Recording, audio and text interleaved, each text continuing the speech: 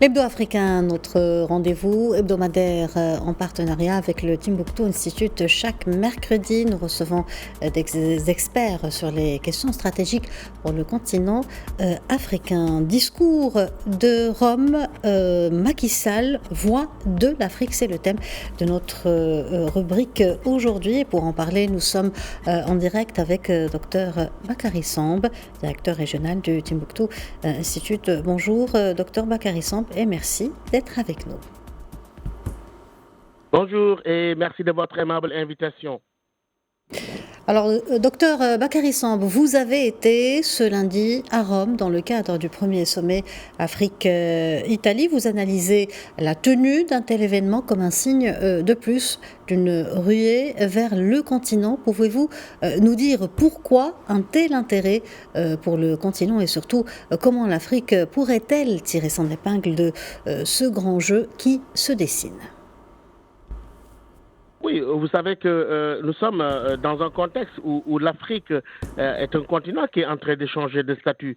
On le voit, la situation géopolitique et aujourd'hui le grand jeu qui se dessine, comme vous dites, prédispose l'Afrique à jouer un rôle de plus en plus important. On a vu des sommets Afrique-France, on a vu des sommets Afrique-Russie et même aux États-Unis. Je crois qu'aujourd'hui, toutes les grandes puissances essayent de se positionner pour une véritable existence en Afrique. Aujourd'hui, c'est que nous sommes dans une situation telle que le basculement géostratégique du continent africain pourrait changer la nature du rapport de force au plan international. Et je pense que c'est là que l'Italie a pu comprendre et que d'autres comprendront pour que véritablement s'instaure un dialogue avec ce continent et dans le cadre du changement progressif de paradigme dans les relations internationales et particulièrement dans les relations avec le continent africain. Comme l'a rapporté la presse européenne et internationale, l'un des temps forts de ce sommet a été le discours du président sénégalais Macky Sall. En quoi son adresse pourrait-elle être qualifiée de, je vous cite, un véritable plaidoyer pour une réaffirmation des positions africaines qu'il a défendues depuis la présidence sénégalaise de l'Union africaine? Oui, je crois que l'un des temps forts a été ce discours où il est revenu sur la nécessité urgente d'instaurer un nouvel état d'esprit dans la coopération avec l'Afrique, en disant qu'il y avait un besoin de changer de logiciel, en passant de la logique de l'aide à celle de l'investissement et du partenariat. Je crois qu'aussi, en prenant conscience que les plans dédiés à l'Afrique doivent aussi faire l'objet de concertations préalables pour convenir aux priorités africaines. Il a voulu poser des conditions et modalités d'exécution de cette coopération-là et en appelant qu'il a abandonné les vieilles recettes qui, selon lui, ne marchent plus. Et je crois qu'aussi le fait d'insister sur la nécessité de lever les obstacles qui entravent la coopération et le partenariat en Afrique, il était en train de faire un plaidoyer qui s'inscrivait dans la continuité de ce qui a été fait lors de cette présidence de l'Union africaine par le Sénégal, mais aussi lors des rencontres internationales qui ont suivi. Docteur Bakary Samb, on avait déjà entendu le président sénégalais Macky Sall depuis Rotterdam, depuis Copenhague, sur la justice climatique.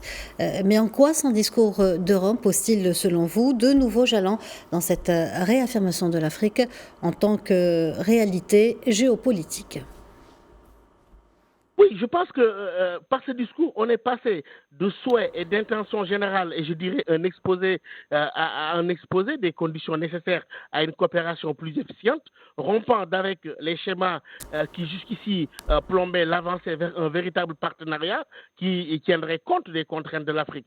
Quand il parle de revoir les critères de notation des agences d'évaluation qui exagèrent le risque d'investissement, c'est une prise de conscience que l'Afrique est lésée par un certain catastrophisme volontairement véhiculé lorsqu'il s'agit de notre continent. Et je crois que aussi la demande d'assouplissement des règles de l'OCDE pour les prêts crédit export pour financer les secteurs tels que le développement, les infrastructures, participe de cela.